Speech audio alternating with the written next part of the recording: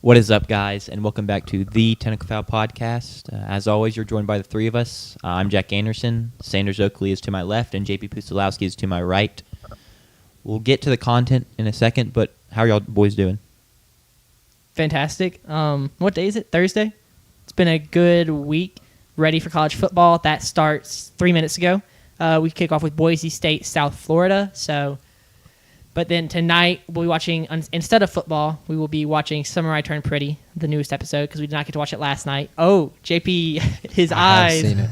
Is it good? Should we be excited? I've heard it's hard to watch. You just kind of get frustrated at everyone. I don't know if it's frustration. I think of the entirety of the series. This episode only can be like compared to the finale of season 1. Wow. Which I haven't seen. Not in terms of quality, but in terms of the broader ideas, scenarios that are unpacked. Sure. And because of that, I think it's a really heavy episode.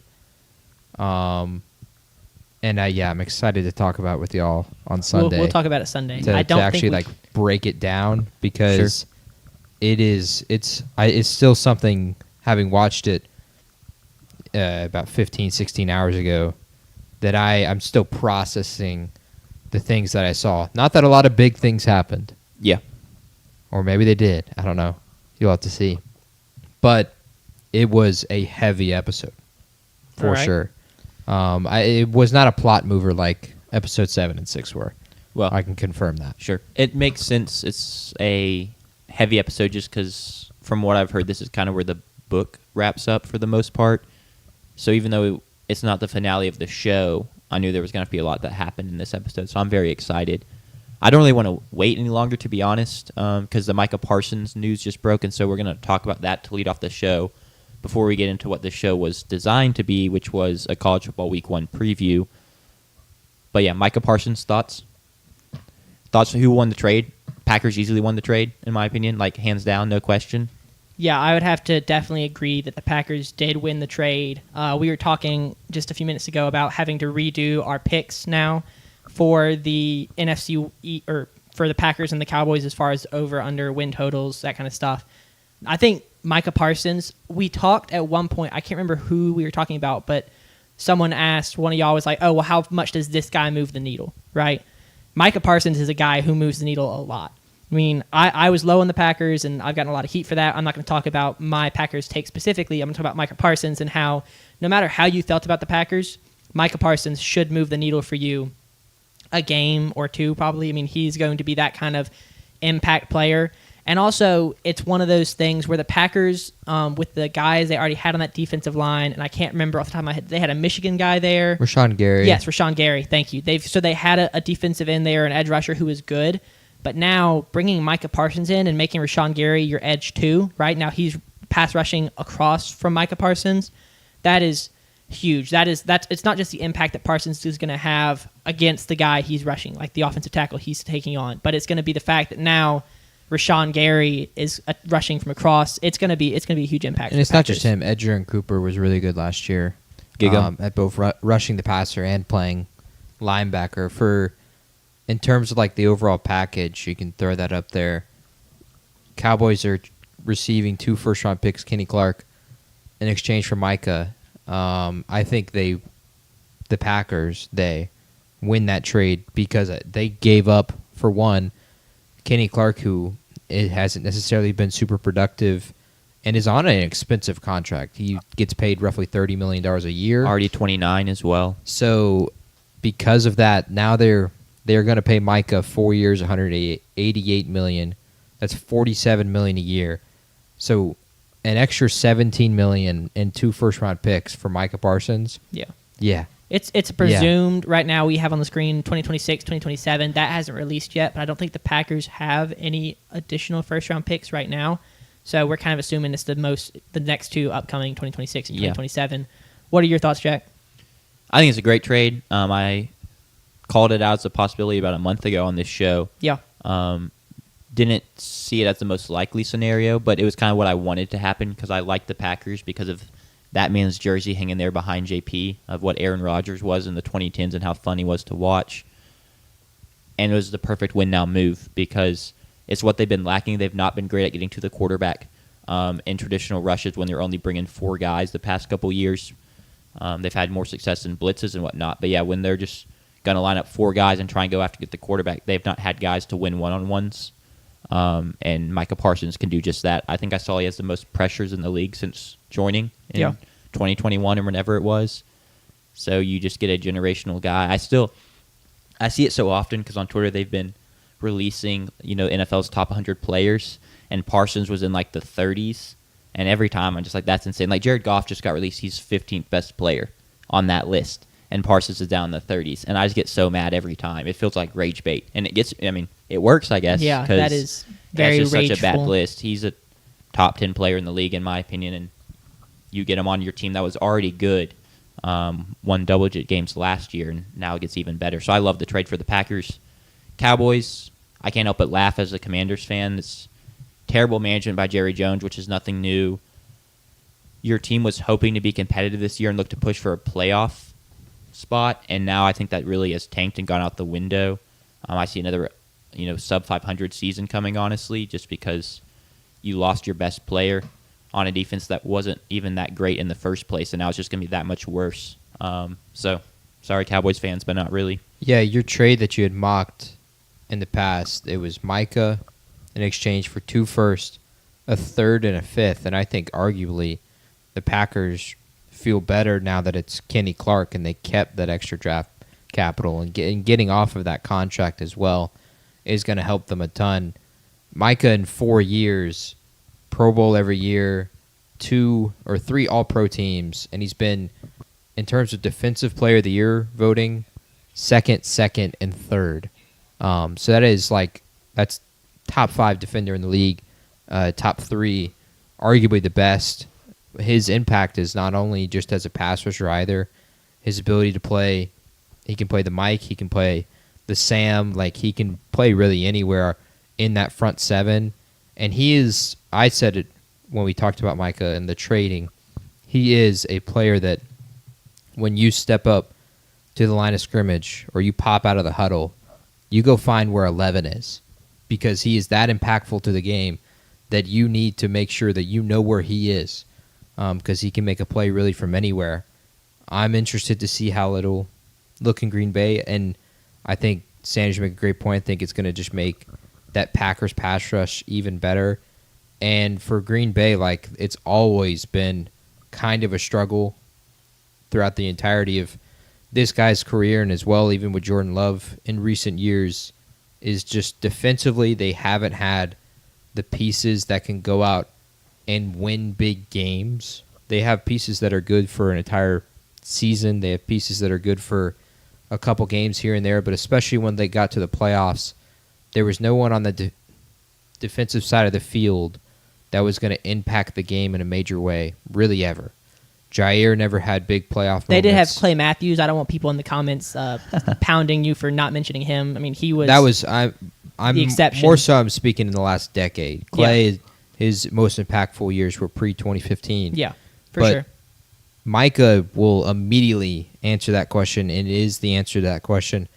And because of that, he makes everyone else around him on that defense so much better, and so a great chance to be even more impactful. And now that defense kind of it can become a strong suit for the Packers this year immediately with Micah. You think of Xavier McKinney, you think of Rashawn Gary, Edgerrin Cooper. This is going to be a Packers defense that is going to be feared. And for the Packers, I love the move as well, because think of that division. Think of where the NFC is kind of going. You need players like this to stop the offensive firepower that is the Lions, the offensive firepower that we think it's going to be in Chicago. And then Minnesota and Kevin O'Connell has never not turned out an offense that wasn't very productive. And so I think it's just going to make you more competitive in your division. Last year, Green Bay was 0-6 in games against Philly, Minnesota, and Detroit. And because of that, they were a wild card team. They end up they were the 7 seed and then had to face Philly and kind of got boat raced in that game. Now you get a chance to be more competitive in those games with Micah Parsons. So I love it for Green Bay. And I love the look at the future for Green Bay, a team that I was already high enough on picking them. They were already my number 1 overall seed in the NFC. That pretty much solidifies that take with the addition of Micah Parsons. Hopefully he's healthy. Yeah. The back wasn't an actual real issue. We'll see. Now I'm really interested.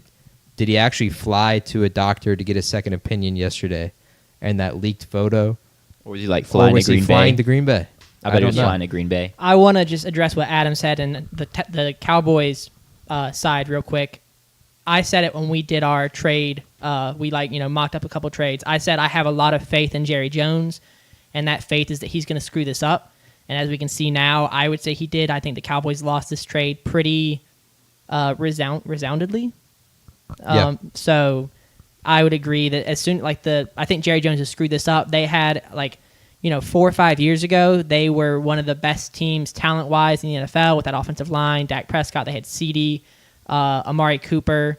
Then they draft Micah Parsons, and you're like, wow, this could just be insane. And then Jerry Jones has somehow managed to botch it up. So I 100% agree that Jerry Jones has messed it up and left the Cowboys without a defensive identity probably going forward, unless they can find that, unless their cornerbacks can get healthy and Bland and Diggs, Treylon Diggs. If they can get healthy and maybe create the identity in the secondary, because it's not going to be in the D-line, I don't expect. The secondary is really the only thing that can be it now with Deron Bland, Trevon Diggs, and then Malik Hooker and Donovan Wilson are both fine safeties, starting safeties in the NFL, but they're going to need like Donovan Ezeraku now is going to be their best pass rusher. And they do have a first-round pick from Texas, right? From last year, defensive interior guy. Is that right? Overshown? Is that what you're talking about? No, he's not talking about Overshown. Because he played at Texas. Are you talking about Byron Young? I swear they drafted a guy. Maybe I'm completely wrong. I think you got a wrong team. Yeah, keep going. You might have Tennessee with T'Vondre Sweat. Yes. No, did T'Vondre Sweat play at Tennessee? He's a Tennessee Titan. Yeah. I believe so. That's who I'm thinking of. Yes. But Ezeraku is now your best pass rusher by far, and he was... Has yet to play an NFL snap. He's yet to play an NFL snap. Clearly, the NFL teams at least saw him as not as a potential elite pass rusher, as he was... I think he was either the 6th or 7th edge rusher off the board in the draft, and while he's got potential there, he's not Micah Parsons, even rookie Micah Parsons. So I just don't know how that's going to work out. I think this makes, for fantasy football at least, the Cowboys a really good pick. Go ahead. I think George Pickens' stock rises a ton here. CeeDee Lamb's stock rises even more. Because think about the Bengals last year. They're going to have to score 30s. They're going to have to score in the 30s to have any chance to win games. And that was the Bengals last year, and that's why Jamar Chase and T. Higgins and Chase Brown were so high and so productive. And Dak, I think, is at least on the same caliber as Joe Burrow in terms of numbers perspective, being able to put those kinds of numbers up. So I think it just makes that offense. I was already pretty high on George Pickens. And now I think it's going to be even higher. They're going to score a ton of points. Are they going to win a ton of games? Probably not. Yeah. Y'all want to wrap it up there? Yeah. Still, I mean, I don't know. I'm just pretty happy. I'm so happy this is how it went down. Good content. Yeah. I need to get the video you made edited and post it and be like, Jack called it. Got to let you take. I should have tossed a player in there. Take your laps. It makes sense that they're going to still. Oh, we're trying to compete. We got a player back. Yeah, like when the Mavericks got back Anthony Davis for Luka. Yeah.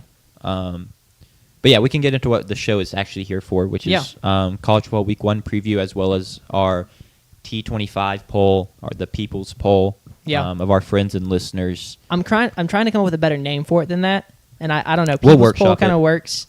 I would love to be able to call it the pecking order, except that we kind of already set that aside for my model. I may just give it back. I forgot about your model. I cannot wait for I need 6. Flame the frick out of your model week in and week out, man. What are you talking? It predict every winner of the playoff. It was whack in the regular season. It predicted the playoffs right. Also, I can't even remember how bad it was in the regular season. All I remember is we went in, that's 12 teams, and it ranked the teams 1 through 12. And it had Ohio State 1, and Ohio State won like they won the championship. Sure. And I was like, correct. Now, I did go back and test it against previous years, and it did not have LSU winning in 2019. Yeah. Which I didn't realize statistically their defense was not as good. It really clicked in the playoffs and towards the end of the season. I mean, I'm saying I'm going to flame your model, but you're not even trying to pretend it's like the most fleshed out thing. No, it's not. It's just a fun exercise. But we can go ahead and start with not my model, but the votes of the people. So we talked about this a week ago. I built a website. It is similar to what we had last year, and we all used. I called it just the spreadsheet. It allowed me to share it with my friends, and we would all vote for our college football top 25s, and it would spit out the consensus top 25, and it would return like who had the most first place votes. It was basically just a way for all of us to like have our own little AP poll. Except now I've expanded that, so it's not just me and my friends, it's anyone. It's you, the viewers, and your friends, and whoever you want to share it with. Your mom's coworkers, sister's friend. Yes, my mom is an active voter. She has her ballot in for this week. But you can go to t25sports.com. It's the website I've created. Go there, submit your rankings, create an account. It's super simple. If you have any questions, because I built it, so if you see anything messed up or broken, DM me on Twitter or Instagram or something. Just let me know. Probably Twitter is the best place to reach us, or the Technical Fowl accounts. We'll see that there. But let's get into this week's polls. So this week we had 14 voters, friends, family, people who have used the spreadsheet in the past. So we'd love to see more people using it. So like I said, share it with your friends and everything. I thought it was some interesting highlights from this week's poll. We had 13 teams appear on every ballot. And then the conference breakdown, we had 4 ACC teams in the top 25, 4 Big 12, 6 Big 10, 1 independent, and 10 SEC teams. Some homers, man. Yeah, 10 SEC teams appeared in the top 25 this week. We had Texas come in at number 1, Penn State at 2, Clemson all the way down at 5. Let's see some other highlights. Michigan all the way up at 11, South Carolina at 14, Kansas State at 21. These votes were all cast before week 0. That's kind of just how we treat it. Georgia Tech sneaks in the top 25 at 24. Indiana's in the top 25 at 22. Some of my highlights from my favorite ballots, Cromie has Washington in his top 10 at number 8. Good pick. That's a very elite. He had some other doozies on there that I was like, he ranked Houston, no? Yeah, he ranked Houston in his top 25. Let me see if I can pull it up real quick. He's currently in the chat talking about Houston's being disrespected by the voters. Speaking on your homer claim, the AP poll has 10 SEC teams. Well, the bunch AP of is a bunch homers. of homers. Okay. I mean, I don't disagree. Like, the SEC is the best conference in my opinion, but where is Cromie's ballot? It should be down here near the bottom. Yeah, so he's got Houston in his top 25 at 16. UNLV's ranked as well. He's got UNLV ranked at 19. He's got Toledo ranked at 22. I think he's got Washington at 8. Notre Dame all the way down at 12. It was his. I just didn't want to highlight only his ballot, so I'm going to highlight some other ballots who, fair, to give everyone their moment. Chuck March had Georgia Tech at 9 going into this season, which we've talked about this. We did a Georgia Tech preview. I am lower on Georgia Tech, so that was like an eye opener. MF Waterer has Notre Dame at 23. Wow. So maybe he's low on the freshman quarterback or redshirt freshman or the young quarterback starting. I can't remember how old he is. A. Bonner has Clemson down at 11, which I respect the rage bait. A. Bonner. Yeah, that was the delicate balance of like highlighting these because like if this is just rage bait, I don't want to address this, but I respect these are all friends and people I know, so we'll give them their spotlight. But yeah, that is the highlights of the T25 poll this week. Like I said, if you want to go see it, if you want to vote for yourself, go to t25sports.com, throw it in there, and then as soon as the game's end Saturday, I'll flip it and it'll be ready to go for week 2. Get in there and start voting. That's all we've got for that. I can't wait for that to get more heated and contentious, but like preseason, it's just like no one really knows. So like I can't really like rag on anything from anyone in the preseason. If you look at the sorry, go ahead. I mean, I was just gonna say when we get down the line, there will be some things that I think are pretty clear misfires by people. Yeah. So right now, it's it also has the receiving votes page, and right now I think there are more teams receiving votes than are in the top 25. And I can't wait for the season to go, and we know more about these teams, and that gets narrowed down to a more like reasonable, like 8 to 10 teams. Hobart Snock has not voted yet, Chromie. I cannot We're still wait to waiting see- on that one, yeah. That as soon as the Hobart Snock ballot drops, that might be an emergency pod situation. Yeah. But yeah, there's a lot of teams receiving votes that I will be interested to see. Arkansas appeared on a ballot. Auburn, Iowa both appeared on ballots. Toledo appeared on a ballot. Baylor, James Madison, Mississippi State appeared on a ballot. I did not put that in the highlights because I knew that was rage bait. I was not gonna. That's homerism. That is homerism. Thank you. That's not rage bait. That's just straight homerism. But super fun ballot week 1. There's still time, and then get ready for week 2. Bet. Thanks, Sanders. Of course. Moving on, we've highlighted, I guess, 3 games as the biggest games of the week, and so we're going to discuss all 3, give picks on all 3, pick the games, who we have winning, stuff like that. But first, my 2 friends are huge State fans, and so every week we will talk about the Mississippi State game, and they have a huge game away this week in Hattiesburg. So big it's on ESPN, as JP was pointing out. So take it away, guys. This is y'all's field of expertise, not mine. Yeah, before you get into the game, or we get into the game, I should say, I do want to give history on it, because this is technically like an in-state rivalry with State and Southern Miss. So we, the Mississippi State Bulldogs, lead the series 16-14 with 1 tie.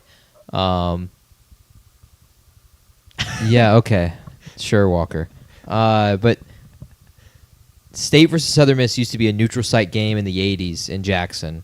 From 1964 to 1990, they played every year but 2. I could not find out why they didn't play in those 2 years, but they did not. This series has been a series of runs. So in the beginning, State won the first 5. Then Southern Miss won 2. State won 3 in a row. There was a tie in 1973. Then Southern Miss won the next 9, including 2 forfeits from Mississippi State. Brutal. Both in the 70s. State won 2 in a row. Southern Miss won 3.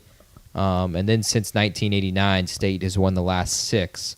This is State's first trip to Hattiesburg since the year post Dak Prescott in 2015, where we won resoundingly. We've actually run resoundingly in all 5 games since then. But the Bulldogs will return to Hattiesburg this season.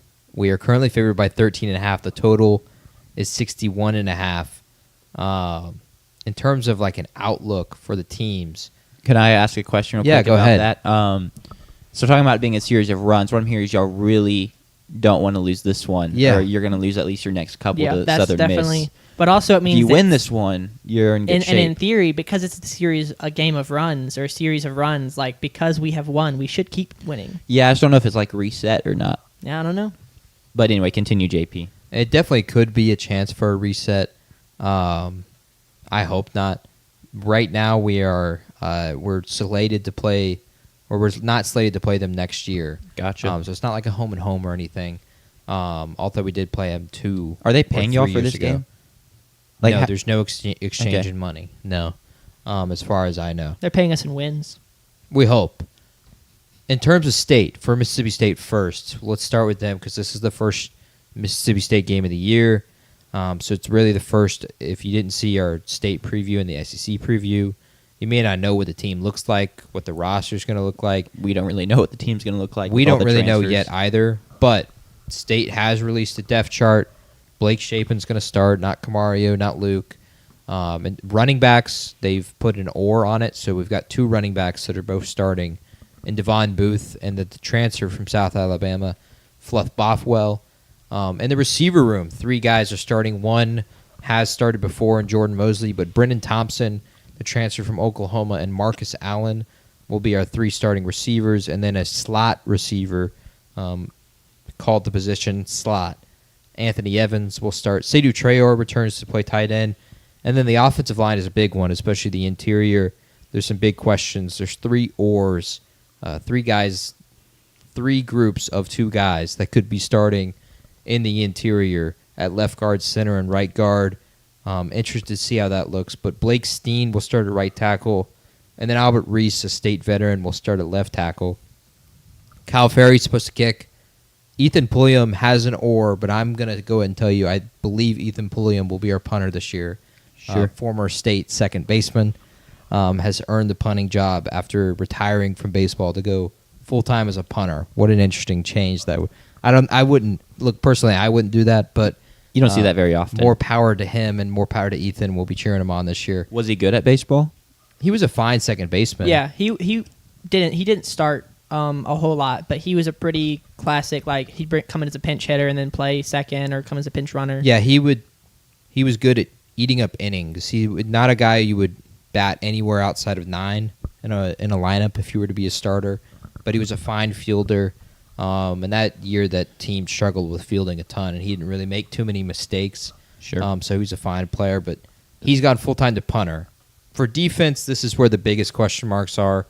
It was obviously the biggest question marks of last season, where we were bottom 5 in the entire country in a lot of statistics that you don't want to be bottom 5 in defensively.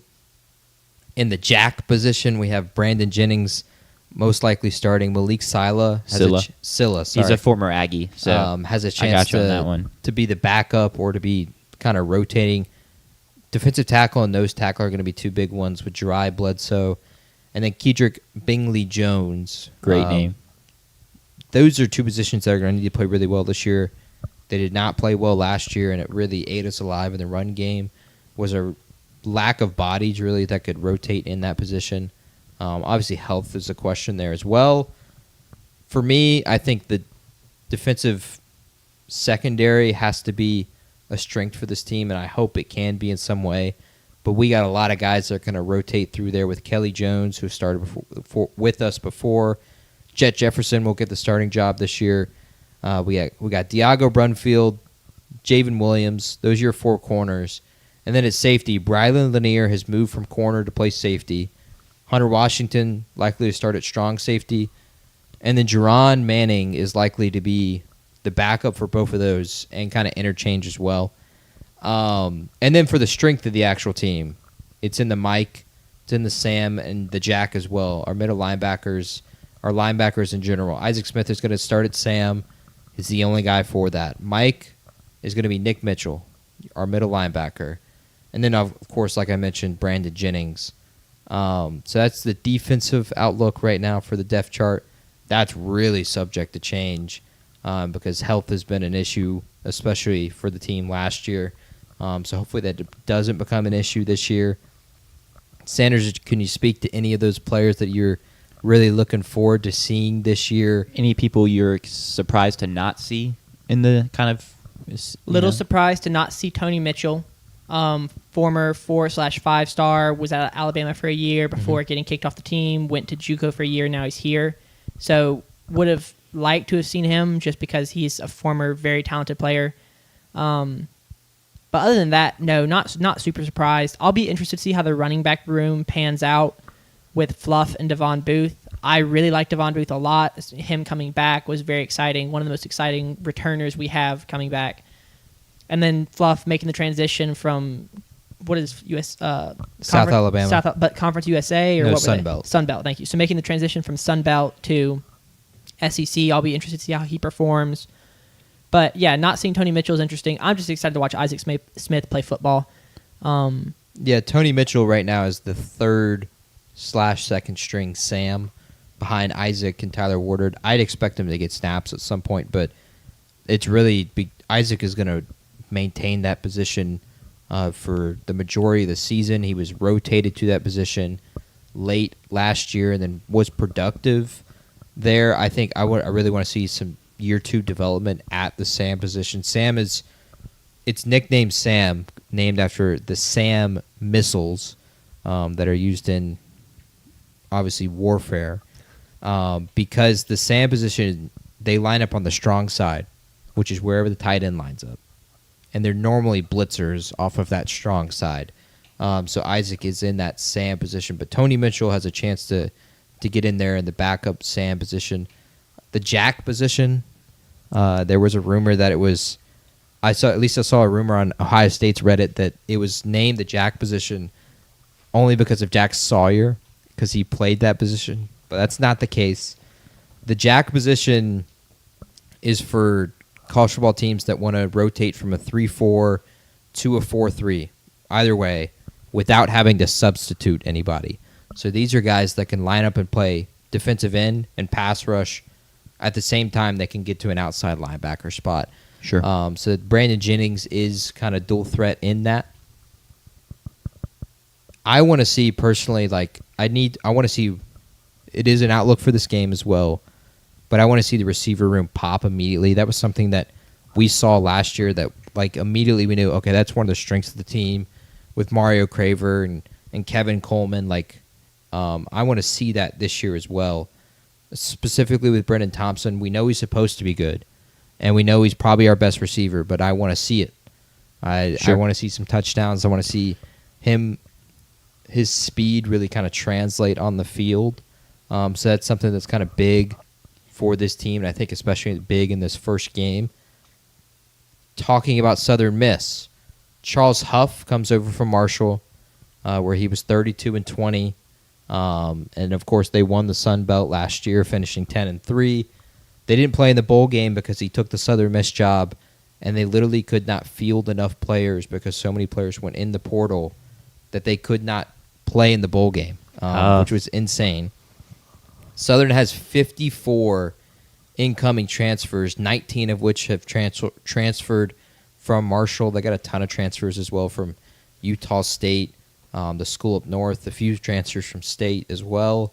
Most notably, though, Braylon Braxton comes to Southern from Marshall, where last year he threw for 1,600 yards at a 60% completion percentage, was 19-2 in terms of touchdown to interception ratio, and ran for 600 yards and 4 touchdowns. Braylon is a big, physical runner, a capable passer, but that's really not his strong suit. Southern also had to retool their entire offensive line. After last year, they allowed the most tackles for loss in the FBS. So that's both in the run game and the pass game. They were brutal at offensive line. Guys they like, especially on the offensive line, is Hayes Creel. He's a 3-star offensive tackle transfer from McNeese.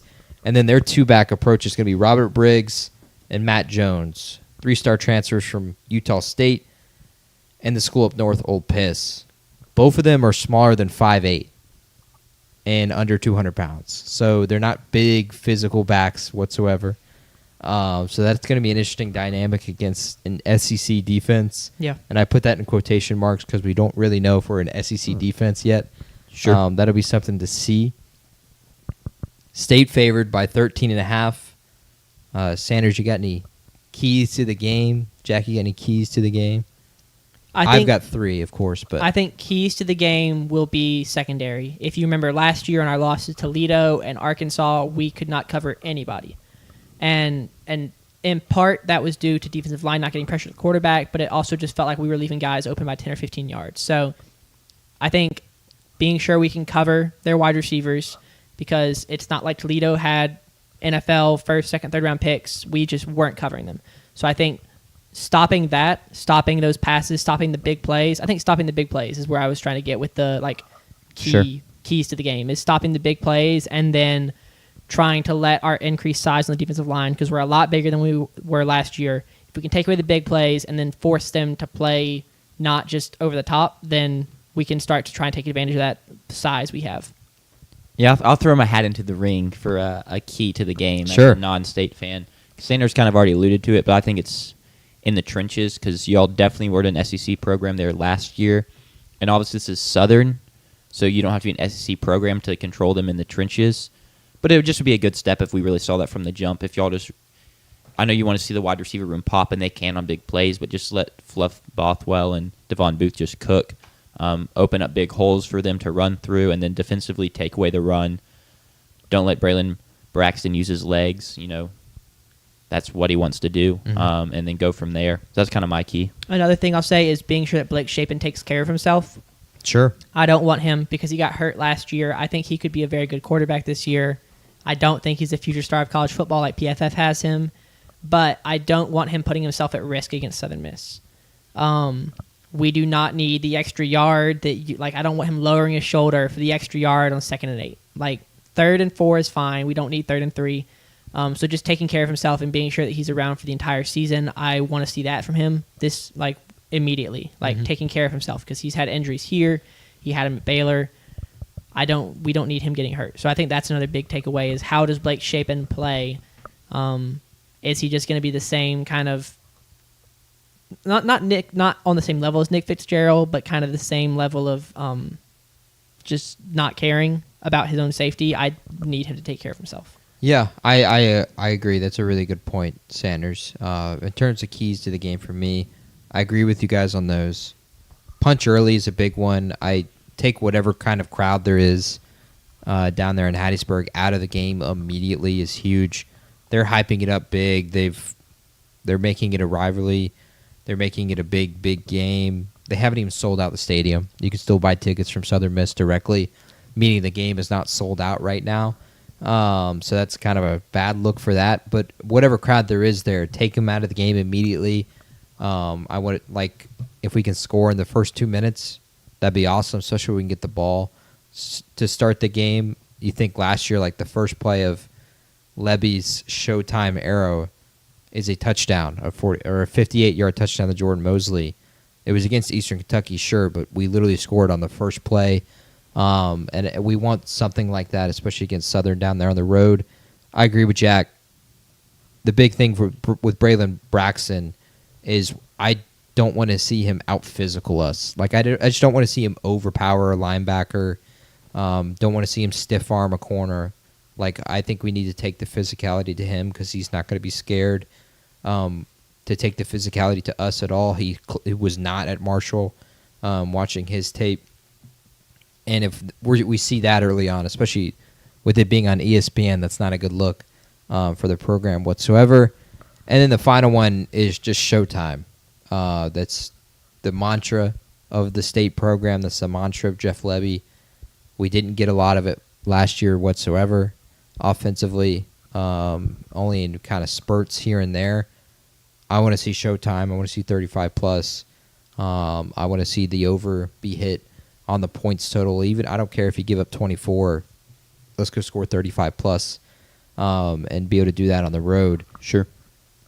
Picking the game now. As I said earlier, State favored by 13.5. Sanders, we'll start with you. You were hesitant to pick State to even win this game. Yeah. In recent past months. Probably until we did the state preview 2 weeks ago. I had Southern Miss winning. And then started to do our state research, and I was like, no, we are much better than last year. This is not the same team. State's going to win. I think I am going to pick Southern Miss to cover, and that might I think a lot of people have us winning by 30 or 40. I don't see that. I like Charles Huff as a coach. I like the team he brought with him from Marshall. And then also, I know they haven't sold out, but I do wonder how much excitement they are generating down in Southern Miss. From what I've seen, they stole DJ Cujo from us. DJ Cujo was fantastic, DJing all of our football games last year. That's crazy. Oh, do you not know? I forgot that happened. Someone mentioned it in I love DJ Cujo. I got to work with him at all the basketball games. Awesome dude. Very good at his job. Super easy to work with. Really sad to see him go to Southern Miss, but that's his alma mater, so it makes sense. But he's very good at his job and creating energy in the stadium. I think that Southern Miss has been doing a lot of work to create energy outside of the program and the fans and try and kind of reignite that. So I know they haven't sold out, and also this is a tidbit I was looking up. Their previous record for attendance is 2015 when they hosted us. So I'm not expecting them to break their record again, but I do think that it could be a good crowd for Hattiesburg. There's still a couple days to sell some tickets too. You never know. Yeah, that's fair. Can we get a I'm going to pick Southern to cover. Yeah, you picked Southern to cover. Okay, but if you had to give a number to it. Oh, we're picking scores? If you want to pick a score, yeah. Yeah, we don't. I mean, you don't have to if you don't want. I was just gonna do it for the state game. 41. Oh no, that's way too much for them Southern Miss to cover. I don't think they're gonna score that much. I'll go 32-21. Okay, interesting. I'll go really quickly. I think State's the better team. I know Marshall was really good last year, and they brought a lot of those guys, and so maybe it's not like Southern's quite starting from scratch, but it's pretty close to that. And you mentioned State being better than last year. Last year, State was almost like starting from a back pedal, like they were still moving backwards from everything with Arnett. And this year, they're at least they have 2 feet on the ground, ready to start the season, and I think that's going to be a big difference. 38-17, Mississippi State. So, yeah, state covering. I think Yes. state covering, it's not one of my best bets of the weekend, but I have bet that we will cover, and I expect us to cover 38-24, 2 touchdowns right there, just barely covering the spread. And, of course, that would be hitting the over as well. I expect that to happen. Should be really good weather, especially for this time of year. It's going to be beautiful skies down there in Hattiesburg, and we'll cheer on the Bulldogs, Hill State. But that'll take us into the actual games that other people actually care about. No, I this say is the we biggest game of the start weekend. with this game, Sure. Notre Dame, Miami. Yeah. So there's basically 3 ranked matchups this weekend according to the AP poll, and we're just going to work through those 3. Those happen to be what really stuck out to me as the biggest games. We won't necessarily always do every ranked matchup. It's a big one, though. Both these programs had a lot of turnover in the offseason. I know we're not going to try and talk about the offseason a ton. You've seen the preview. But Notre Dame's favored by 2.5, going to Miami, which is not the hardest place to play. They play in, Hard Rock Stadium? Yep. Where the Dolphins play. Yes. So they just don't. They never pack it out. Is it probably a pretty good crowd for week 1? It's sold out. Sold out. Wow. But like they're not gonna be like all these Miami die. Odds are it's 70-30. I don't think Yeah. it will look any different than the last time Notre Dame was there and it sold out. Sure. Where it was still a lot of Notre Dame fans, but Mhm. it is sold out. I can confirm that. Cool. Big game off rip for both teams. Both have playoff hopes. Neither have. Well, I guess both have a couple big games on their schedule, but Miami's ACC slate in particular is not massive. And then Notre Dame, kind of goes here and there, play a couple other SEC teams. But it'd be a great way to start off the season with a huge resume booster, something to hang their hats on throughout the season, even if they go lose a couple games. Just general thoughts on the games from y'all before I keep going. I'm excited. Sunday night, we'll, Sure. I assume watch this after we react to week 1 Yep. in our Sunday show. For sure. I'm really interested to see. I think right off the top, I just want to see how Carson Beck looks in a Miami uniform. Not necessarily like how does he play, but just does he look? Does it look right? Does it look right? I Yeah. think that's a big thing. Cam Ward immediately just kind of popped and was like, yeah, he looks good in a Miami uniform, and obviously he played well because of it. But I think right off the bat, before you even dive into it, I think Miami's a little bit overmatched here. Sure. And I think the only thing they got going for him is that a freshman is starting at quarterback for Notre Dame and C.J. Carr. Yeah. It's a huge deal, and I'll get into that now. Riley Leonard's gone. It's C.J. Carr's team, like you just mentioned. He beat out Kenny Minchie in fall camp. But it's not like he's going up against the most daunting defense in theory. The Miami defense was not good last year, and that's one of my keys to the game for Miami, though, is we've heard all camp about how improved the secondary is. They're not going to be Swiss cheese this year. But, let's see it now because it's been all talk. And while C.J. Carr is young, he's talented, and they do still have some good weapons there. Jaden Greathouse comes to mind in terms of in that Notre Dame receiving core. So can C.J. Carr, do enough? Slash, he may not have to, because if they can't stop Jeremiah Love on the ground, it doesn't matter. And so I think that's probably going to be Miami's game plan, is let's crowd the box, stop Jeremiah Love. We claim the secondaries improve, so let's let them play one-on-one and just match up and win like that. And I think that's probably their hope. That's exactly what I was going to say, is I think that both teams will have – I think Notre Dame's game plan will be to run the ball, and I think Miami's game plan will be to stop the ball. I think Notre Dame's going to try and take advantage. Are those your notes, JP, about how they've got 2 top 200 prospects on the O-line and then 3 future draft that picks? was my key to the game right now is just can you stop Jay Love? Yeah. And not even just him. Jadarian Price is very capable as well. Notre Dame's got 2 guys that are going to be drafted this year, and then they have 3 guys that are going to be drafted in the future as well. That was a big question going into last year, was immediately we're going to start a true freshman at left tackle against Texas A&M and that pass rush, and they stepped up and handled it. Went pretty well for them, And then they would deal with injuries on the offensive line throughout the year as well. And in any big game they played in, besides Northern Illinois, but maybe that's not a big game at the time, they dominated the line of scrimmage. They dominated Georgia on the line of scrimmage, and it was really, really impressive to see. I think, like I said, Miami is overmatched because this offensive line is so good, and I really think Jay Love and Jadarian Price are going to be able to really run the ball really well. And if that's happening, the play-action game for C.J. Carr and Notre Dame is going to be great with Jaden Greathouse and Malachi Fields as well. And so I'm scared for Miami. The personnel is there, kind of, but it's unproven personnel. That's the biggest thing right now. It's just from a recruiting perspective and a transfer rating perspective, the defense is good, but it's so unproven right now. And defense last year was the worst part of the team. They couldn't stop a nosebleed. Cam Ward had to go out there and score 40 points a night just for them to be competitive and win games. And as it got late in the season, they couldn't stop anyone, and Cam Ward eventually just couldn't score enough, and they missed the playoff. It was kind of, I would say it was a disappointment entirely, considering Cam Ward and the talent that he is. To have the number 1 overall pick in the draft and not make the playoff in the ACC, I think that's a problem. And they know that, and so the defense is going to have to just improve a lot this year. I don't expect it to be ready, though, week 1 against Notre Dame. It's definitely a tough early test. And then flipping it and looking at Miami's offense against Notre Dame's defense, talked about how good Miami's offense was last year. There is no Cam Ward. They lost all their top pass catchers. And then comes Carson Beck, who I think is a QB we're all pretty high on. But we saw at times last year at Georgia he's someone that needs help, right? He, at least in his form last year, maybe he's improved. He wasn't someone that was going to find a play, right? Throw a perfect back shoulder ball into someone that's very, blanketed with coverage, stuff like that. So I think that's kind of Miami's or Notre Dame's hope on defense is just take away Carson Beck's weapons, make him beat you, right? Yep. Make him, take the easy stuff, march down the field, because he wasn't great at that at Georgia last year, especially, you can just hammer his run game, take away the run, make him become a pure passer.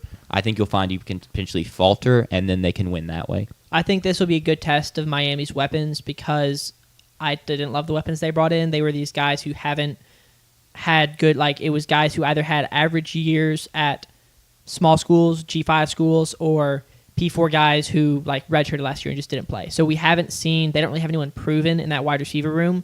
So that'll be interesting to see how does Beck perform with that in that situation, because at his best he had Brock Bowers. 2 years ago he had Brock Bowers and he was very good and went in the next year as a projected number 1 overall pick. I think he was the Heisman favorite. Brock Bowers is not there, and his wide receivers have lots of drops. They don't play well, and Carson Beck doesn't have as good a season. Then he gets hurt. So I'll be interested to see when he comes back from this injury, how does he look? Does he click with his weapons? And do they prove themselves? Because most of them are unproven currently. I see it on the flip side.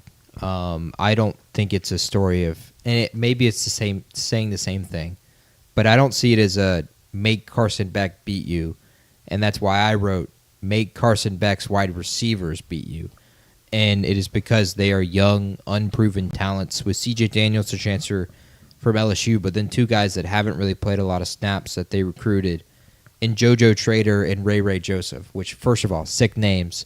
I think that gives them some upside to potentially be stars with JoJo Trader and Ray Joseph. What a dynamic duo that could be, but we haven't seen them.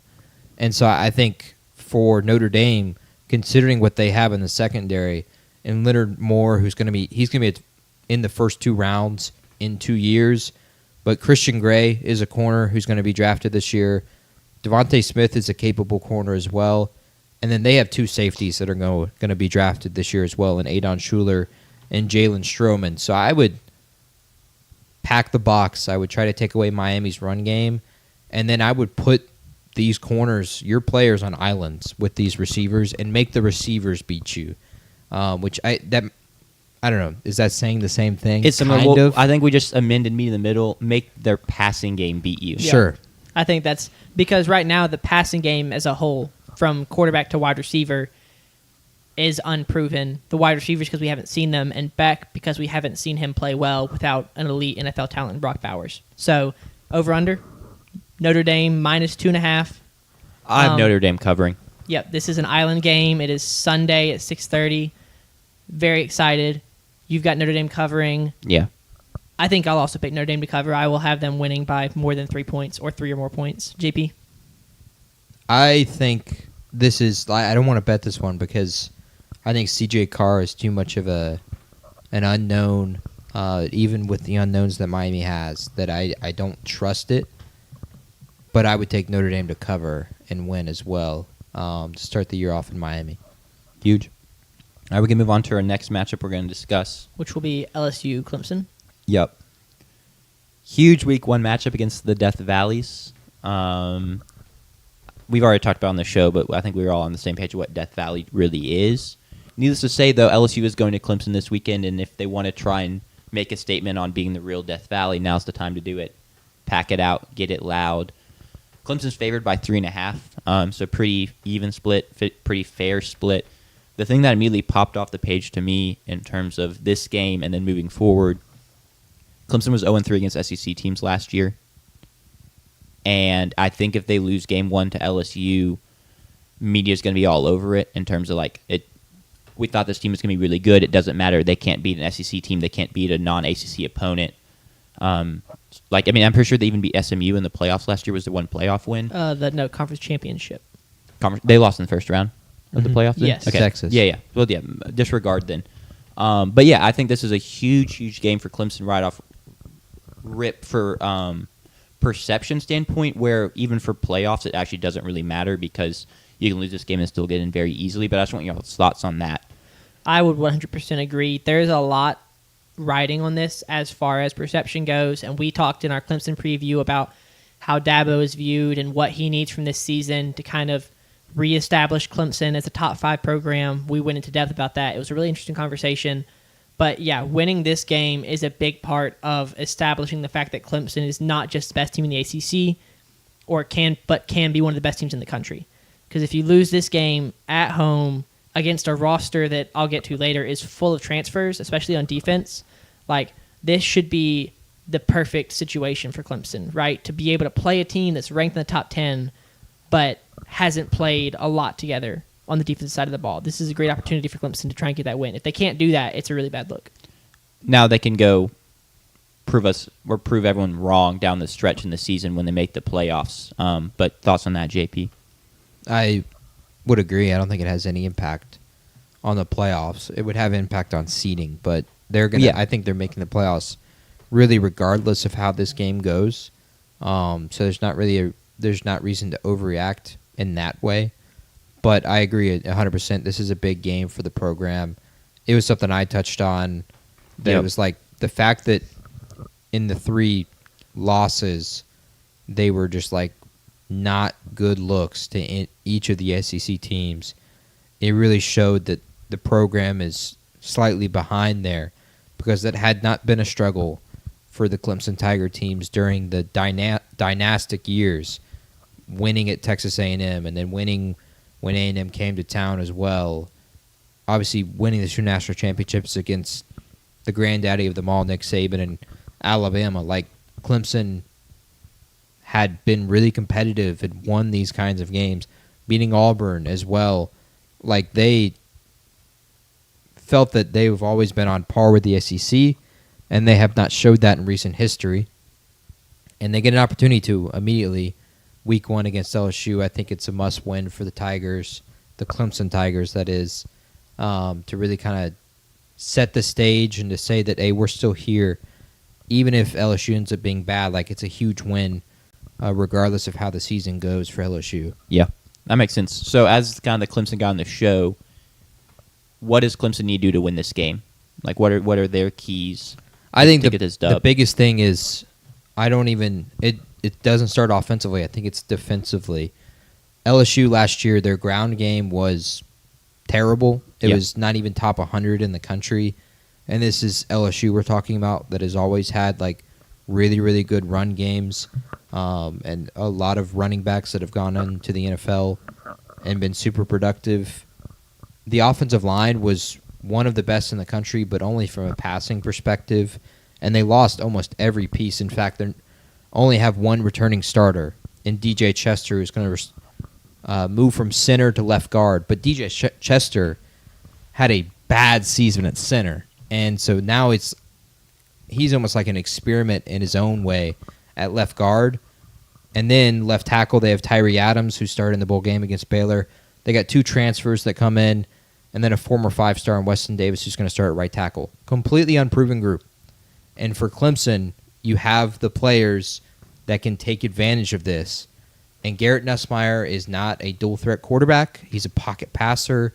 Although he does well rolling into space, he's not a guy that's going to beat you with his legs. So even like containing the quarterback isn't necessarily like an issue. They need to tee off on Garrett Nussmeier. They need to tee off on this offensive line. And I think the first, second quarter, it really even the entire game will determine, okay, is LSU's offensive line going to be capable this year? Or is Clemson's defensive line really good? Or even LSU's offensive line bad? But with TJ Parker, with Peter Woods, like, I think you got to win at the line of scrimmage on the defensive side of the ball. Sure. Offensively, I have no issues. I have no concerns there. I think they're going to play really well. But the only thing I'm concerned is, like, Nuss could outscore us. Nuss could outscore Clemson very easily. And if we can get to him, then it's just not going to happen. So for me, it's defensive line, Peter Woods, TJ Parker, eat the LSU offensive line alive. I like it, and I think it's the key to the game is a flip side for LSU is you got to find a way to run the ball. Something they've talked about all offseason as an issue with last year's team is we had this great passing attack, but if you can't supplement it with any sort of consistent ground game, it just doesn't really matter because drives are going to stall at some point if you can't, 3rd and 3, 3rd and 2, even 2nd and 5. You just have to pass the ball all the time because you can't get any consistent push. Mm-hmm. So I think they're going to look to, establish that run game early this season. It's a terrible week 1 matchup to try and do that and get that off to a good start. But that's their hope. And then the defense has been bad for them the past couple years. So what does this new group look like? Can it hold up immediately week 1? Or have pieces already gelled? Do they know what their identity is yet? Is also very scary for me for this LSU team going into this week 1 matchup. Because it's the opposite for Clemson in terms of they're bringing back so many guys, talented guys. They know who they are. They know what they want to do. And so that's just a tough matchup for LSU. Yeah, I think another thing that this game impacts, and I say this partially jokingly, but it's like Heisman, right? These are 2 guys. They're 2nd and 3rd in the Heisman. Yeah. According to DraftKings, right, or FanDuel right now. Sorry, wrong wrong organization. But I think that it'll be interesting to see how this duel goes because it's really what it should be, and it may not be a shootout, but it should be a duel of who's not going to throw an interception, who's going to not throw bad passes that just end drives poorly, right? It's going to be a duel of. I don't think it's going to be a shootout because that Clemson defense is going to be very good. That LSU defense is talented, but who's going to play really well? Who's going to play smart, and who's going to who's going to play good with their wide receivers? We've seen Cade work with these wide receivers, but they're still young. It's 2 sophomores and a junior. And then how is Garrett Nussmeier going to click with his transfers from Oklahoma? And then, the LSU defense is one of my biggest questions. And I talk about all the time as we see it. My go-to example is the Tampa Bay Buccaneers when they won the Super Bowl. They went 9-7 in the regular season. They did not click. And then they click in the playoffs and they won a Super Bowl.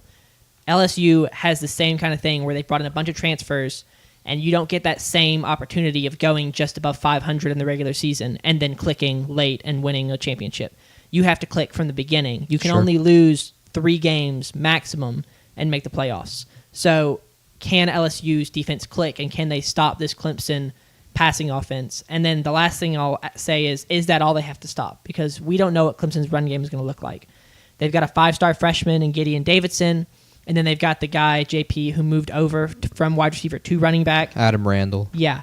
What does that run game look like? Is Clemson's offense one-dimensional? And if so, can it function in a one-dimensional? If it's one-dimensional, it can still function. I can guarantee that. Yes, it can, but it's maybe not for an entire game, which is a question. And for a key drive, that may be a factor.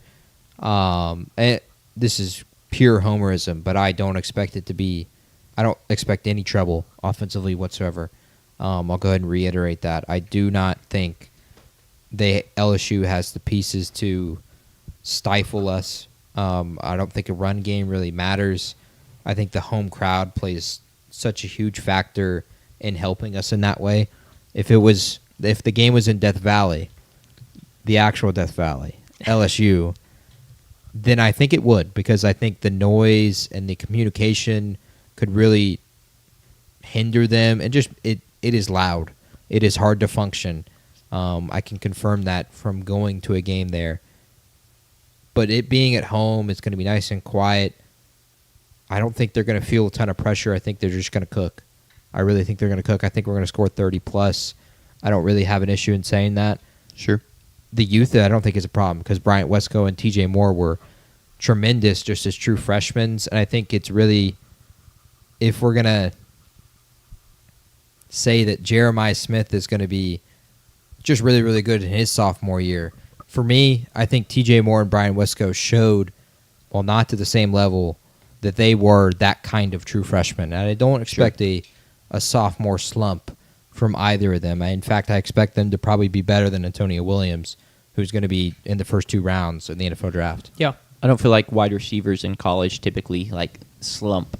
I feel like it's just like, oh, they're good, and then they just keep being good till they leave, barring injury or, I guess something crazy happening. But general rule of thumb.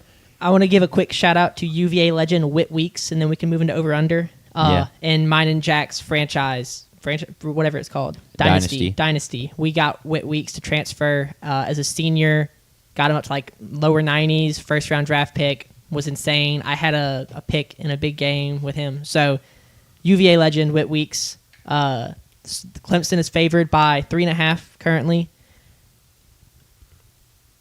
Thoughts on that? I'm trying to think through. I think I'm going to pick LSU to cover that. Okay. I think. No, I'm not. But no, I'm not not. win? No, I'm not. No, I'm not. I'm going to pick. Oh, I low-key forgot. I'm so dumb. Yeah, I think I can pick. I think a good game. I think I could see a 3-point game, 2-point game. It would get a game-winning field goal. So I will pick LSU to cover and Clemson to win. I'm going to pick Clemson to cover. I kind of talked about how I'm worried about the newness of this LSU team going up against an experienced team, and I think that's going to show this first game. And I think LSU has a very good team, and they're going to put it all together. And it helps us as a non-conference game. They lose it, they can bounce back so easily. But I just like what Clemson has going, and I think it'll be enough to win at home and cover that 3.5. I just don't think Brian Kelly and his Tigers are going to be ready for Dabo Swinney and his Tigers. Sure. Give me Clemson to cover by 3.5 with ease. I think they probably cover by a touchdown. But I do think the game's pretty close. Just it's too high profile of two teams for it to not be. And there isn't an overwhelming piece, at least on either side, that's going to just blow either of these teams out. So give me the Tigers. Yeah. And, I mean, it's talking about being close. Like, as far as LSU is, and the questions we have about them offensively, they're going to find a way to, and how good Clemson's defense is, they're still going to find a way to put up a couple touchdowns at least. Sure. They're not going to get just absolute shutout. I don't know what Adam Voigt is talking about quiet at Clemson. Is that a thing? Or did y'all say it was quiet at Clemson because you said LSU was louder? No, I was saying that he is referencing me saying that it's going to be quiet there, and I'm speaking from that for our Clemson Tiger offense. Dumbo. Oh, you're saying that the Clemson crowd gets quiet in the offense? Well, yes. You're as you should. You should. Yes. Unlike state fans who grab their cowbell. Yeah, I mean, that is one of my biggest pet peeves is people who cheer when your team is on offense. Sure. It bothers me so much. That makes a lot of sense. So me and JP have Clemson covering. Yes. You have LSU covering Sanders, and we can move on to the biggest game of the weekend. I forgive you, Adam, by the way. I forgive you. Big noon kickoff. So this is how we will tee off the Saturday, the first Saturday of college football, real one, where it's like chock full of games. We had a week, last games week on with American Farmageddon. soil. Yeah. Games on American soil. There were some last week, but still. First full college football weekend is the defending champion, Ohio State, versus the preseason number 1 team, Texas. Ohio State is favored in this game by 1.5. Yep. Texas has to go to Ohio State. It's going to be in the shoe. Both teams are trotting out new, fresh quarterbacks. We saw Arch start a couple games last year, but doesn't have a ton of snaps under his belt, just right around 100. And then Julian Sayin has played almost none, but he at least gets the benefit of it being at home. How big of a factor do we think the shoe is going to be in this game? I think it's going to be a very large factor. Ohio State, are they up there? Are they one of the stadiums that has 100,000, or are they just below that? You're well over 100,000. Okay. I think it's almost at 110. Okay, so they're one of the larger stadiums in college football. I think it's going to be a huge part, and especially, I think Arch Manning it's one of those things where we haven't seen him. JP, you talk about this all the time with guys like Bryce Underwood and other young guys. Like, I need to see it in the big moments. We haven't really seen Arch Manning in the big moments. We've seen him come in some garbage time situations. We've seen him come in when Quinn Ewers was hurt. But we haven't seen him go toe-to-toe with one of the most talented teams in college football. I think that it's going to play a big part. But I think that I think it'll be more interesting to see how Julian Sayin performs. And like you said, he does have the advantage of playing at home. But he is as big a question mark as Arch Manning is, because we haven't seen him play more than 100 snaps. Sayin is much more of a question mark. Agreed. And he was in a QB battle until a week and a half ago, with a couple of the guys there. They had a 2 or 3-way QB battle, depending on who you listen to. So I think seeing how he comes out and plays, if he comes out and plays poorly through the first half, do we see a like when Alabama benched their quarterback in like the first game, it was against South Florida. Like, we've seen teams come out and the quarterback plays poorly in the first half, and they just immediately just bench him for the other 5-star sitting on the bench. So how much of a leash does Sayin have before he gets benched for a backup? I think that'll be interesting to see. But that is like the most important aspect of this game, is the duel of the two. As much as Clemson and LSU was a duel of two quarterbacks who are Heisman frontrunners, this is a duel of two quarterbacks who we just haven't seen enough to know about. Yeah, I mean, I do think the quarterbacks do matter, but I honestly think it's going to be a lot about who can help their quarterback out the most and who can give their quarterback the easiest path to victory, whether it's, getting the run game going. I am very interested for Ohio State. They lost like 9 offensive starters. So what's that identity going to be off rip? Can they just hit the ground running against a great Texas defense? Is that O-line that lost key pieces going to be able to protect Sayin? And I love how you've written that for basically every quarterback. It's like key to the game, protect said quarterback. Yeah. But that's going to be huge. Like I said, can they get their run game going and take some pressure off Sayin? Because no matter what I think about Sayin's long-term projection, it's his first start against Texas. I'll tell you right now, if you just can't run the ball and he has to throw the ball 30-plus times, you're not going to win this game. You're not. I mean, maybe he is the next coming of Jesus, but he's not. So I don't think he's shown that on tape. Correct. And so for me, it's a huge concern because of what they lost in the offensive line, losing Josh Simmons and Donovan Jackson, who are both first-round picks. They like their depth at offensive line, but they don't think anyone can play at an elite level right now, and that's a huge issue considering the guys that Texas has in Colin Simmons and Ethan Burke. Those guys can get after the passer, and I think they're going to be productive at doing that. And so that's where my concern for Julian Sayin is. I don't think while Texas's secondary is really good, I think Ohio State's got the receivers that they will still find openings. And so I don't think it's necessarily Julian Sayin has to make tight window throws. No. Because I don't think even anyone on Texas can guard Jeremiah Smith or Carnell Tate. They did it in the playoff game. Or Max Clare for an extended period of time. And so I don't think Sayin has to make a ton of big throws. Yeah, it's just, is he still standing when those wide receivers are open? I think it's, is he still standing? Can they protect him? And for him, it's the reason I brought up him being potentially benched for Tavion St. Clair is because I don't know his decision making yet. I don't know if he's there yet. Does he throw good throws? Does he put himself in the right spots? Does he protect the football? We don't know that yet. He'll be tested immediately against this Texas defense. And so that's where I think we could see a spot where he could get benched for Tavion St. Clair going into the second half if he has a really bad pick or really bad 2 fumbles. Yeah. Those can really, especially fumbles, with how good the pass rush should be against him. That's where my concern is for Julian. I don't think he'll be forced into too many interceptions where it was just him. I think it's the pass rush that really could affect him. I think one of my big, going off of that and protecting the quarterback, one of the big keys to the game for me is how much is Colin Simmons' aura, right? He's the one that posted the photo of Sayin. And so that set him up. If he gets a sack or 2, if he gets pressure to the quarterback, I mean, that's just incredible aura. But if he gets shut down after posting that photo, that's bad. That looks really bad. That's potential undrafted reasoning right there. That's a huge deal. Got to deliver. There's been shots fired from both sides at this point. And I do want to say in Sayin's defense, Sayan's defense. As we've kind of dogged him here, he won a quarterback battle at a high-profile school in Ohio State. He clearly has some tools. We just haven't seen it yet, and this is a terrible place to have to play your first game and try and learn and grow as a starter. So that's kind of where we push back, is he did something right to win the job because the guys behind him are also so talented, but we just don't know. And then pivoting to the Texas offense, they also lost some pieces, and we haven't seen a ton from Arch. But I feel a lot more comfortable, even a little bit we've seen from Arch, about his decision-making and his ability to make the right throws, push it downfield when there's opportunities. He likes to be aggressive downfield, and then also using his legs when it's needed. And even the legs component is huge here, that he has over Sayan when it comes. If stuff starts getting dicey, he can trust his legs. Sayan necessarily can't.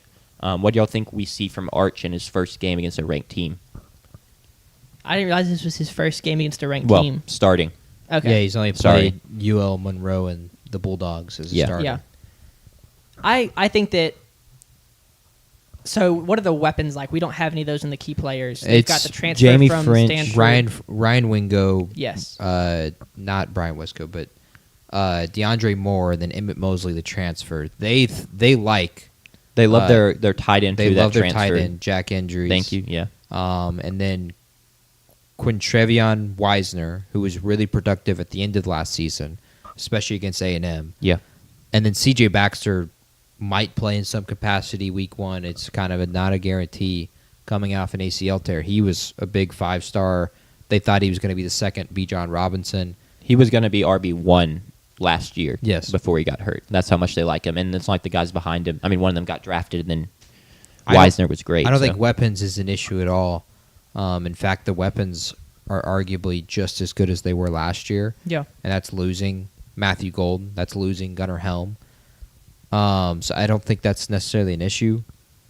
I think the issue for Texas that I'm concerned about is, again, offensive line play. They lose 3 guys to the draft. Only one starter from last year will start this year for the Longhorns in right guard DJ Campbell, but they lose Kelvin Banks, Saints legend. And then they lost Cameron Williams and Hayden Connor. And so I'm concerned immediately, how will they stand to the Ohio State pass rush, which lost pieces, of course, there. But you don't know the names yet, but you will. Caden Curry, Ethan Burke. I think they've got a really good chance that if they play well on Saturday, Ohio State will win, because they're going to get a chance against this Texas offensive line to get after Arch. The thing is, I think Arch is going to be really capable at escaping that. You're going to have to get him to the ground. That is something I really want to see at Arch. Does he have that in his game of, man, we can't even get to him, but it doesn't mean we got him. Sure. That's a good point, because we've seen him in like the designed run stuff, and he looks great there, but that doesn't always translate to escaping sacks, breaking sacks, sliding up in the pocket, taking off, drop, sees the hole, takes off, stuff like that. So that's a great point. Ohio State's favored by 1.5. I'm going to take Texas, sadly, to win this game. The offensive line concern for Texas is fair, but I think there's a lot more questions I have about Ohio State, so I'm going to take the team that I know more about and feel better about to win this game and go get it done on the road. I'm going to pick Ohio State to cover, which also means win. I was about to say win and cover, but if they cover, they win. I'm going to pick Ohio State to cover. I do think that the home field advantage is going to be very helpful. Seeing Arch Manning in his first top 25 matchup, you say it's tough for Sayan. This is a tough game to start. This is a tough first top 25 matchup for Arch, because against UL Monroe and Mississippi State, let's be honest, that was comparable to practice. Dang. Yes, it was, full contact and everything, but neither of those teams was anything like you're going to be seeing facing Caleb Downs and Jermaine Matthews and Davison Igbinosun.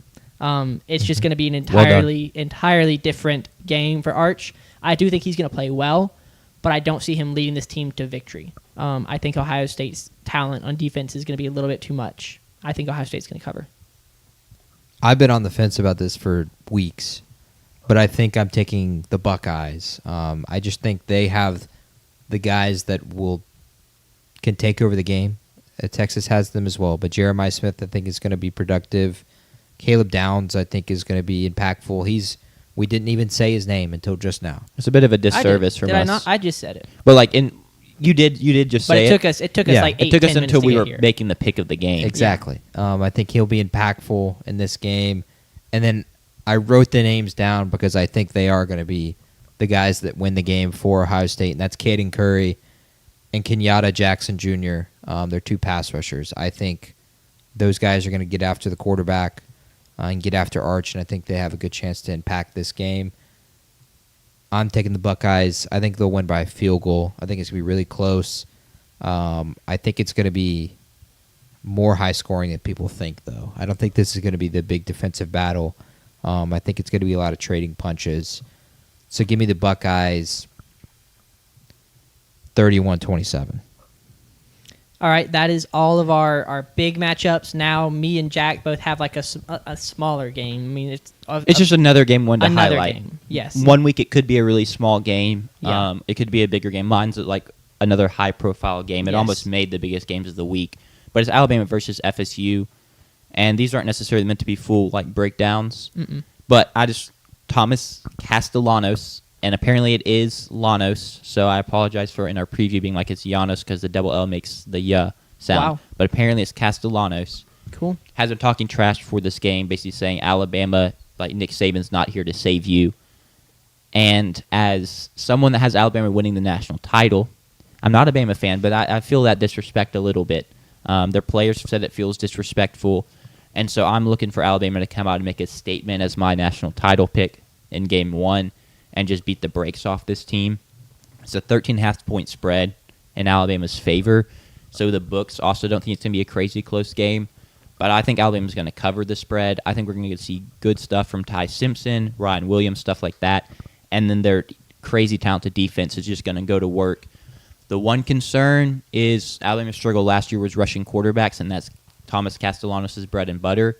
And Gus Malzahn likes to scheme that up as well.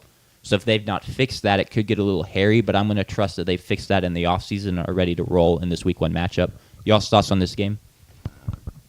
I think this is a big game for both. Even if Florida State doesn't win this game, if they can compete in this game, I think that's a big step towards kind of regaining their respect in college football after a really, really awful year last year, going 2-10. And I do think they're going to be better. They are going to be better this year than they were last year. I think that this game could be a good test of how much better. If you can compete against a top 10 team and lose, at least you can say, I mean, that we competed against a very talented team. I mean, Alabama has, I think, 10 players in the PFF top 200. Yeah. It is a very talented roster, just top to bottom. The guys they brought back is insane. So Florida State, I don't think is expected to win, but there's still a lot of variance in your takeaways from this game depending on how much they lose by. If you lose by 30, fans are going to start to be like, are we looking at another 3-4 win season? If you lose by 10, then fans they're going to show up the next week and be like, we're good, right? Sure. It's even one of those games where, as a ranker every week in our top 25, Florida State could lose this game close, and I rank them going into the next week because you're so high, if you're high enough on Alabama, you've got them win the championship. If Florida State looks really good, you could be like, well, this is clearly a top 25 team. They just played the number 1 team. The only way I rank Florida State is if they beat Bama. JP? So Florida State offensive coordinator is now Gus Malzahn. And Gus Malzahn has a nice history of beating Alabama. And while Sure. it's not a Nick Saban Alabama team, I think it helps Florida State a ton. They're not going to fear Alabama in any way, especially offensively. I just don't think they will. 70% chance of rain, and it's supposed to be like hard thunderstorm-like rain. That's why Alabama's playing with soapy balls. And yes, that In is why they're practice. playing with soapy balls, trying to make it as slippery as possible, as Kalen DeBoer was quoted in saying earlier today. So for me, my two notes for each team is in Florida State's case, can they make it messy? And in Alabama's case, can they control the mess? I think with Gus Malzahn, he loves a good running quarterback. And so Florida State's going to win this game. Tommy Castellanos, Castellanos, as we just learned. is going to have to be really productive in the ground game. He's going to have to beat these Alabama defenders with it raining. Like maybe it makes it easier, makes it harder to tackle him. And so I think there's a chance there for Florida State. And then offensively, like with Ty Simpson, they're not going to have Jam Miller, their best running back, until SEC play. And so are they going to be able to be productive on the ground against Florida State in this heavy rain type environment that we're expecting at Doak Campbell Stadium? I don't know. And that there's concern there. And so, like, I think with the rain, it takes a guy like Ryan Williams immediately out of the picture. I don't think he just becomes that kind of weapon. And so I got Florida State covering. I think they'll cover. I don't think they'll win. But I think 13.5, given the weather, is too many points. I think this is a 10-point game, a 7-point game. For me, because of that, I don't know if I'm necessarily ranking Florida State if it's a 10-point game just because of the weather. So I think that's just another element to add to that conversation, which is a really interesting conversation for the cinnamon rolls. That was said purposefully. Yeah, I figured it was. I just you said it too confidently. Yeah. You said it very confidently, so I knew it was a joke. If it is an absolute monsoon, I maybe would change my mind, but I still think the talent in Alabama's trenches should be able to go to work in this game. So, but yeah, that's kind of the other one I'm highlighting. I'll be interested to see. I just wanted to say real quick before I mean, you didn't pick your over-under. I haven't yet. But if this is like a 21-10 game or a 21-13 game, do all the people who were like, the Big 12 clearly sucks because there were a lot of fumbles and sloppy football, like, I can't. If that happens, I will be taking some victory laps on all the people on Twitter who were. No one ever backtracks on Twitter, so unfortunately, I doubt that is the unfortunate reality. But I'll still be calling them out and taking a little bit of. I'll take some joy from that. I'll take Florida State to cover as well. Yeah. I mean, I led off saying I have Alabama covering, and I'm going to stick with that. They're my national title team, so I'm going to ride or die here at this point. What's your game, Sanders? My game for this week to watch is TCU versus UNC because it's not a top 25 matchup. I don't think either of these teams is ranked. If good, because they should have been in the graphic, but they're not ranked. But it's a good, in my opinion, for North Carolina. This is a fantastic test, right? Because you bring in a new head coach and a lot of new transfers and new quarterback. TCU, I think, is a very good warm-up. It's not an FCS matchup. It's not a G5 matchup. They're 6th in the Big 12 odds. But it also, so it's not an easy matchup, but it also isn't Clemson or Miami. So it's a really good test where you can win this game. A win is very much within your reach. It's not like you're opening the season out of conference against Alabama or LSU.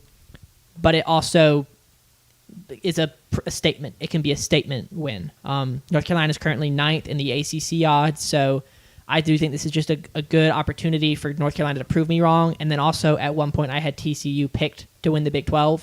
I have since changed that pick. So it's kind of an opportunity for both teams to prove me wrong. It's an opportunity for both teams to prove me wrong because I am low on North Carolina and then flip my pick from TCU to Arizona State. So this is kind of the spite me game. Sure. I mean, I still have TCU winning the Big 12 and making the playoffs. So this is a pretty big game for me, too, in that regard. It actually isn't for either of us because it's not a Big 12 game. But as far as, like, perception goes, prove to me that you, like, for you, I'm not going to be feeling great about my pick if they go lose to North Carolina. Yeah. I don't think North Carolina's going to be bad this year. But, like, at that point, I'm not going to feel confident that you can navigate the week in, week out of the Big 12 where teams are just losing to other teams left and right. And it's just a slop fest in that regard. So I need TCU to win this game. I trust Josh Hoover. Is he a furry? Is he not a furry? I'm going to go with no, though I wish he was. That would be a great storyline, and I would trust him that much more as a quarterback of a playoff team if he was a furry. Because, look, if you have the confidence to walk around outside in a fursuit, you have the confidence to play quarterback. Like, you can't... For sure. You can't... That's just a fact. But, unfortunately, he does not, so I don't know about his confidence. But I got TCU covering this game. It should be a very fun game. I'm excited to see how the Bill Belichick era goes at North Carolina. But yeah, give me TCU. It's an underrated quarterback matchup with Josh Hoover. And then I really want to see how Gio Lopez looks against a Big 12 team and in a big game for North Carolina. And then if UNC were to win this game, they'll play at Charlotte, they'll host Richmond, they'll play at UCF, who's the worst team in the Big 12. They could be 4-0. They'll be in a bye, and then they will be hosting Clemson, meaning College Game Day could be there in week 6. But for that to be the case, they got to win this game. Wait, is that when we host Tennessee? No. Or are we week 5? We host Tennessee week 5. Okay, thank goodness. So game day I don't will be want here someone week taking 5, our yeah. game day spot. Okay, I don't know about the argument there. I can look real quick to see what Finish week this 6 would look like. Finish this Is conversation. Boise State losing? Did I see that right? Yes, 10-7. Yes. I think there's a really good chance that's game day, though, because the only other ranked matchup right now is Texas-Florida, which I think that's probably got the best argument.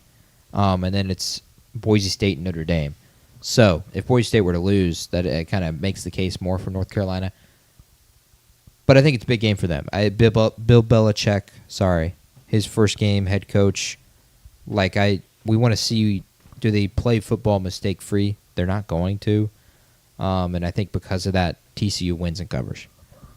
As much as I would love Gio Lopez to go off. I will also pick TCU to cover. Well, you can have both then. Gio Lopez can go off, but TCU still wins. I just want to see him look good because I really like him. Yeah, he's kind of becoming one of your guys. Mm-hmm. All right, we can wrap up the show with JP's. I thought you were saying we can wrap up the show. No. My apologies. We can wrap up the show with JP's bets of the week. I believe he has 3 for y'all. JP, take it away. Yeah, the 2 viewers, go ahead and get your gambling accounts ready, offshore or onshore.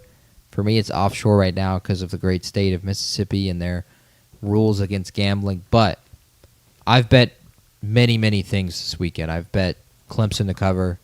I've bet Ohio State to cover. I've bet Georgia Tech to win and cover. But these are my 3 best bets of the week and my 3 best bets of the weekend. And the first one is Purdue hosting Ball State. Give me Ball State plus 17.5. Ryan Brown's supposed to start for Purdue. This is Barry Odom's first game as the Purdue head coach. I just think this is too many points for what is going to be a very lackluster Purdue offense. And Ball State has a good enough group of returning guys. They're in the bottom half of the MAC odds to win the conference, but I think they're going to keep it close with the Boilermakers. I don't think they're going to win, which would be crazy if they did, but I think they'll cover 17.5 with ease. I think that it'll be a 2-touchdown and less kind of game. Sure. So give me the Ball State Cardinals, if I'm not mistaken, to cover 17.5 against Purdue. I would bet that all the way down to 17. I wouldn't bet any lower in terms of a point total. I've seen as high as 18.5 though. So if it's out there, take it. And then my other 2 are kind of compounding bets, but I really, really like them because of one stat. Since 2013, when a Power 5 team is favored by 5 touchdowns or more against another FBS school, in this case, group of 5, they are 19-2 against the spread. And there are 2 instances of that this weekend. Georgia is a 38-point favorite against Marshall. Give me the Bulldogs to cover 38 points. And then Penn State is a 43-point favorite against Nevada. And the Wolfpack, give me the Nittany Lions to cover 43, which it's always tough to bet a team covering 43 points. It's pretty scary. But 19-2 against the spread, I like my odds there. This is the only 2 occurrences that this week. Sure. So give me Georgia minus 38, Penn State minus 43, and then I've got Ball State covering 17.5. Those are my best bets of the week. I already have one bet this week or this season in Kansas State to cover the spread against Iowa State. So we're 0-1 on the season, but it's early. Law of Averages says we're due for 3 hits right here. So we'll be 3-1 after this weekend. I don't know the legal implications of having a best bet segment, so just real quick, if you have an issue, call 1-800-GAMBLER. Trying to void us of any legal obligations for someone who loses their shirt on one of JP's suggestions. Fair. I mean, we don't have a sponsor, so I think we're chill in that regard. I'm 100% joking. What I'm hearing is I should start Gunnar Stockton in the fantasy league then. Yes. Okay. Marshall loses so much with the new head coach leaving. We're not new head coach, but they have a new head coach. But with Charles Huff leaving for Southern Miss, they lose so much, even with winning the Sun Belt. Georgia dominates these kind of games as well, and I expect them to dominate again. It really doesn't even have to do too much with the teams. It's just you see 19-2. For me, gambling is always going to be analytics, data. I do not care about vibes whatsoever. if you're picking a pick for vibes, then that's pure gambling. If you're picking a pick because it hits 57% of the time and misses the other 43, you're playing the odds. You're just playing the odds. You're besting the house. One of your best bet, Jack, at the NBA game was a vibes pick, and it cleared like $100 off a $5 bet. And those were the most fun ones. That wasn't really. I mean, it is gambling, but like I've placed 2 bets in my life, neither of them with my own money. So like that's the perfect time to make a vibes pick, and it worked, and it made it way more fun. Yeah. But it becomes a lot less fun when you keep trying to make vibes picks and keep losing money. Yeah. Those are my 3 bets of this week for college football. Next week, we'll have the NFL, so I'll have NFL bets on there. We did as well. it. I said hour and a half at the beginning of the show, and we got there. But yes, True. this is well done. Of course, next Thursday we'll have NFL to preview the weekend as well. So this is probably looking at like a 2.5-ish hour show. We won't have 15 minutes on Micah Parsons, but there's always going to be news we have to hit on. We might be able to move that to a different day. No, Absolutely. I mean, I think we knew going into this Thursday was going to be our longest show because we're combining the 2, and our other 2 are just focused on one of the 2. So I'm fine with this being a longer show. Now, when it starts breaking 3 hours, that's when it's like, all right, we got to find a way to tighten it up a little bit. But good job. Thanks to all of y'all who tuned in. Really means a lot, and we'll be back for y'all Sunday to recap most of the games. Unfortunately, there will be a couple that haven't happened yet, but I'm sure we'll hit those at some point. Peace. See ya.